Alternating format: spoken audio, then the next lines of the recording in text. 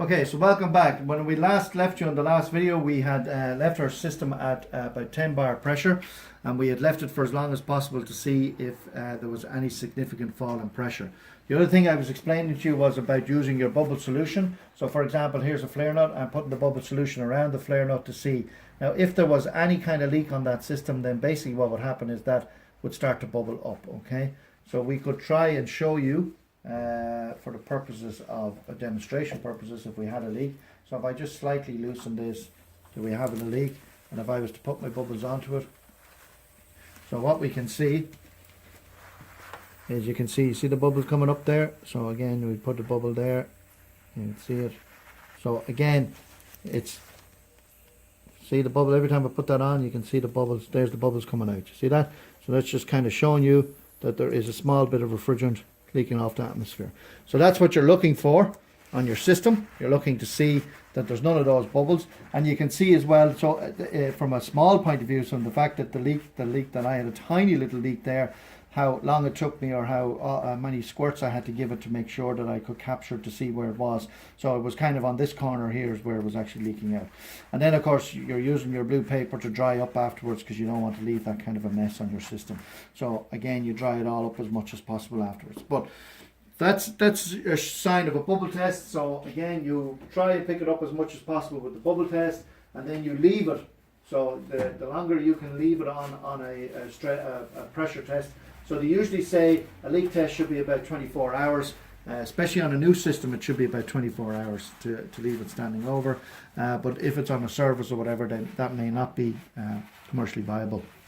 So the longer you can leave it, 6 hours is good, 3 hours is good. So the longer you can leave it. But basically, you are signing off at the end of this, before you put refrigerant into this, and when you fill out your F-gas logbook and you hand this system back over to your client, you are signing off and saying that that system is leak tight, and you are saying that you have you are a competent engineer, and you have confidence in the work that you carried out to make sure that that system doesn't leak. If that system leaks, the responsibility is back to you. So you must make sure that you do everything within your power to satisfy yourself that that system is not going to leak. And then there's the 30-day rule. So again, you're going to return within 29 days. You're going to come back and you're going to re-leak test that system under the F-gas regulation, under the law. So you come back, and in your F-gas logbook there will be an entry showing that you returned within a 29-day period, and you conducted a follow-up leak test on that system. So again, it would be full of refrigerant at that stage, and you'd use your standard electronic leak detector to go around the system and pick up on a potential leak. And also you would use your pressures and your temperatures to make sure that they're still working according to the pressure temperature relationship that it was commissioned in the first place. Okay, so we're now satisfied that we have conducted our leak test. We make sure that our nitrogen bottle is switched off. We keep the bottle switched off. There's no need to keep that switched on. So we switch off our nitrogen bottle, and once the bottle is switched off, we can now disconnect. So we can literally disconnect from its nitrogen. It's oxygen-free nitrogen. It's an inert gas. So just to show you, I can just take it off here, the line. Again, you hold the line and make sure that you're do it in a controlled manner. Some people would use that kind of pressure and they clean out the condenser, for example. So it's a good idea just to give the condenser a blow out and adjust or whatever that's around. You might decide to clean it out or whatever. But you hold on to the hose, you don't leave it going mad around the place, and you do it in a controlled manner. So it's safe for me to open this all the way because we're dropping down the pressure all the time. But if there was any higher pressure, so you do know about the strength test, which is a different procedure. Again, it lasts 15 to 20 minutes. It's 1.3 times the maximum working pressure.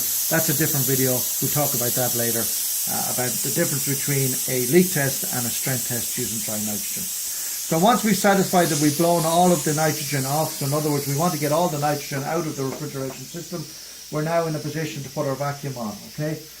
Again, we can use all sorts of different types of vacuum pumps. There's different types. Here's one, for example, that's one type of vacuum pump. There's another type over here. Again, I'm not being sponsored by any particular manufacturer, so I'm using whatever different ones that are around.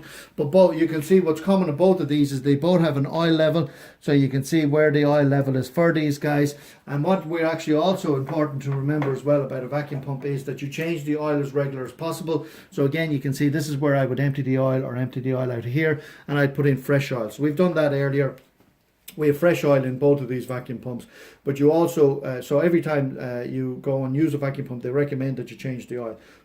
How often is dependent on how the condition of the systems that you were working on.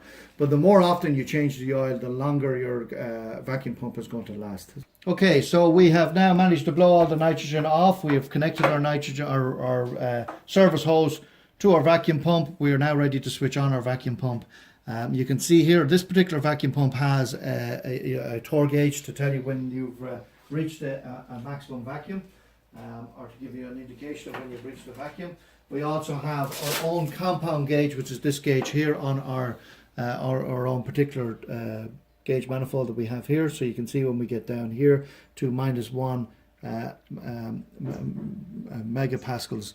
So basically what we're talking about is a perfect vacuum is 29 inches of a vacuum. A perfect vacuum is less than 2,000 microns, and microns and millipascals are pretty much on a par with each other. So again, the other thing that we can also use, or you can see here from my point of view, is I have another electronic torr gauge. Again, without showing you any manufacturers' names or whatever, because again, as I keep reminding everyone, I'm not yet sponsored by any particular manufacturer.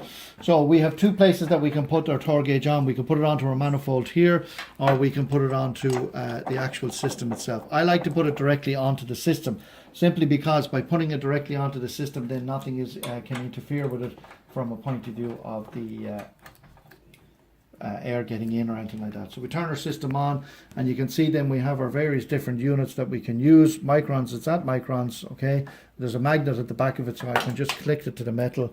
We can see here that we're at our microns, 25,000 microns, and then what we'll see is you'll see that will start to move from a right to left position when I turn on the vacuum pump. Now again, you might be saying, well, I've taken off this hose here, how am I going to vacuum out the low side? Remember, I've kept the solenoid on, so by keeping the solenoid on, I can do everything through the high side of the system.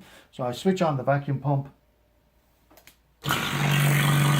Okay, and by switching on the vacuum pump, then you can see where my torr gauge is coming down here on my vacuum pump itself. You can see where my high side gauge is coming down there, and you can see on the compound gauge. So the high side gauge isn't a compound gauge, but the low side is. And you can see the fact that I have my solenoid on, the low side is coming down.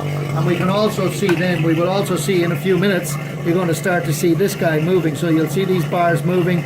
They'll move from the right to left position, and eventually when it gets below, when it gets down, I forget what the actual thing, but it gets down to a predetermined setting of this, it'll start, the numbers will start to come down a bit. So we'll see that now in a few minutes. Okay, so now you can see where our micron gauge has started to move. So we started off at 25,000, the bars have now disappeared, and you can see we've gone down to 19,000 and it keeps dropping. So literally we are going to keep this on a vacuum until we get less than 2,000 microns. So we're just going to keep that going until we get less than 2,000 microns. Okay, we paused the video there. It's been a good half an hour since I last spoke to you. We've obviously edited this video so you don't have to sit waiting watching this for half an hour. You can see we're getting close. We're 2,300, so we're getting close to our 2,000 mark. Again, we're going to keep it going till we get less than 2,000 microns. So I'm going to pause this video again, and I'll come back to you after we get below 2,000 microns. Okay, so now you can see here we're at 1,300 microns, so that's our less than our 2,000 microns. You can see where it's beginning to slow off now. It's not moving down as quickly as it can. If we go over here and look at our compound gauge, we're at down on our perfect vacuum here. So again, it's a judgment call at this stage. So the question is always asked, how long do you leave it on a vacuum? Again, it's like the longer you can leave this on a vacuum, then the more guaranteed or more satisfied you'll be that there is no air in the system. Also, you'll have to remember now that we're in a negative pressure, that we've got atmospheric pressure of 1 bar outside exterior of the system. So if there was any leak in this system, you would start to see this vacuum going back up, or maybe we wouldn't even achieve a vacuum. So again, it's a monitoring thing. You got to check and see, are you achieving a vacuum? You got to make sure you get less than 2000 microns to satisfy that you're in your perfect vacuum. And then what we've got to do is we've got to leave this at standing pressure, which we're going to do now in the next few minutes, and see how much does it rise. It cannot rise any more than 500 microns in a 5-minute period. So if it starts to rise up, there are two reasons. One, there's still air in the system, or two, we've got a leak. So because we've done our nitrogen test, we did our leak test with our nitrogen pressure, we did our bubble test, we left that at standing pressure overnight. We know that this system is not leaking, so the only reason for this to start rising up by more than 500 microns in a 5-minute period is simply because we didn't achieve a perfect vacuum and we have to put it back on for longer. So there could be pockets of air in the system, or there could be air still hiding somewhere within the system. So the only reason why that will rise up is because we haven't reached our vacuum. So I'm going to put this back on the unit here, and I'm going to switch off my vacuum pump. So first of all, I'm closing the manifold. The reason why I'm closing this manifold here is because as soon as I turn off this vacuum pump, this here is exposed, the air vent is exposed to atmospheric pressure. So if I left this open, this manifold open, as soon as I switch off, positive pressure enters into the vacuum pump, and then that positive pressure would force the vacuum pump oil into the manifold and into the system. It would draw all the air and the oil into the system. So again, the question was asked, how long do you leave this on a vacuum? Overnight is a good 3 hours is a minimum, recommended minimum. But again, it's down to the size of the system. This is a relatively small system. We've had it for about 40 minutes. We've had this system on a vacuum. And basically, the longer I can leave it on the vacuum, the better it is. If I decided to leave it overnight, there's two things I would need to do. One, I would either need to put a non-return valve between the vacuum pump and the actual service line itself. And the reason for the non-return valve is to make sure that if the vacuum pump powered off for whatever reason, that no positive pressure can get inside in the system. The other thing that I would potentially do is I'd maybe hardwire the vacuum pump into my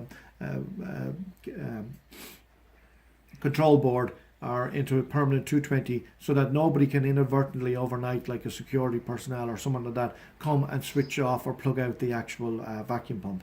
So, or else you would leave it plugged in, but you'd have signs on it: please do not unplug, please do not switch off. But you'd make sure that the steps taken in place, that nobody human error would come along and switch off the vacuum pump. So two things: if you're leaving it overnight, you take relevant steps to make sure vacuum pump isn't switched off or plugged out, and you would put a non-return valve on your service line, between your service line and your vacuum pump, to prevent any positive pressure coming back into the system.